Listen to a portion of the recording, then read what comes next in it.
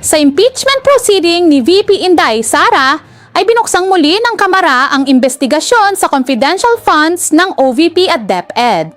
Parang delivery na sobrang delayed. Tagal na nitong issue na to, saad ng publiko. Ipinakita sa hearing ang mga dokumentong di kompleto sa detalye. Kulang-kulang na parang project na ng estudyanteng nag-cram kagabi.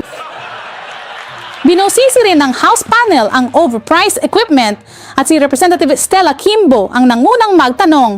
Anyay, we need full transparency, pero saad ng netizens, sana naman transparent din siya kung saan galing ang pinambili ng mga designer bag niya.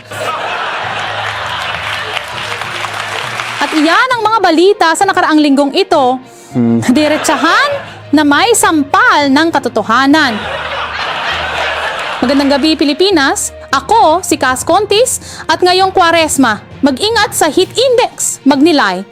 Magpasensya dahil siguradong wala tayong mapapala sa ating mga ahensya.